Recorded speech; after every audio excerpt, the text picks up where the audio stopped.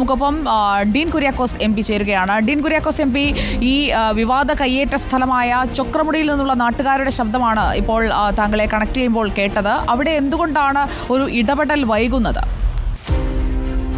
അത് വളരെയധികം ദുരൂഹമാണ്. കാരണം ഈ കാര്യത്തിൽ വളരെയധികം ആശങ്ക ഉണ്ട്. കാരണം അവിടെ ഞാനും സ്ഥലം സന്ദർശിച്ചാണ്, ഞാൻ നേരിട്ട് കണ്ടതാണ്.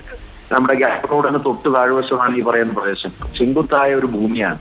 അവിടെ എങ്ങനെ പട്ടയം കിട്ടി, എങ്ങനെ ആ പറയപ്പെടുന്ന കൺസ്ട്രക്ഷൻ നടക്കുന്നു, എങ്ങനെ അതിന് ഇത്രയും കാലം അതിന് സാധിച്ചു എന്നൊക്കെ ഉള്ളത് വളരെയധികം ആശങ്കാജനകവുമാണ്. മാത്രമല്ല, ഈ പറയപ്പെടുന്ന പ്രദേശങ്ങളിൽ ഒന്നും അങ്ങനെ പട്ടയത്തിന് യാതൊരു സാധ്യതയുമുള്ള ഒരു പ്രദേശവുമല്ല. അതിനെ സംബന്ധിച്ച് വിശദമായ അന്വേഷണം നടത്തേണ്ടിയിരിക്കുന്നു. ആ അന്വേഷണത്തിലൂടെ മാത്രമേ അതിന്റെ യഥാർത്ഥത്തിലുള്ള സ്ഥിതി എന്താണെന്ന് നമുക്ക് ബോധ്യപ്പെടുകയുള്ളൂ. ഏതായാലും ജനങ്ങളുടെ ആശങ്ക വളരെയധികം പ്രസക്തമാണ്.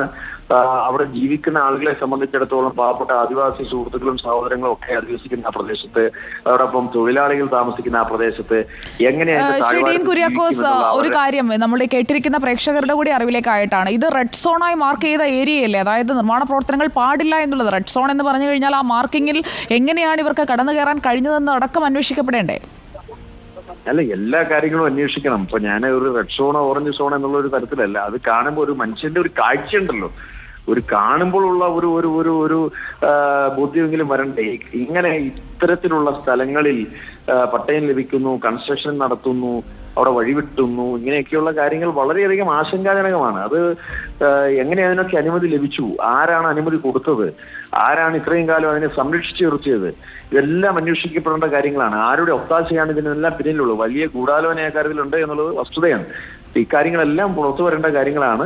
വളരെ സമഗ്രമായ ഒരു അന്വേഷണമാണ് ഈ കാര്യത്തിൽ നമുക്ക് ആവശ്യപ്പെടാനുള്ളത്. ഓക്കെ, വളരെ നന്ദി ശ്രീ ഡീൻ കുര്യാക്കോസ് എം പി പ്രതികരിച്ചതിന്. വിശദമായ അന്വേഷണം വേണം. വ്യാജ പട്ടയങ്ങൾ, അതുപോലെ തന്നെ അവിടെ നടക്കുന്ന നിർമ്മാണങ്ങൾ, റെഡ് സോണായ ചൊക്രമുടിയിൽ എങ്ങനെയാണ് ഈ കാര്യങ്ങളെല്ലാം നടക്കുന്നത് എന്നത് വ്യക്തമാക്കേണ്ട ഉത്തരവാദിത്തം സർക്കാരിനുണ്ട്. റവന്യൂ മന്ത്രിയുടെ പ്രതികരണം നമ്മൾ ഈ വിഷയത്തിൽ പ്രതീക്ഷിക്കുന്നുമുണ്ട്.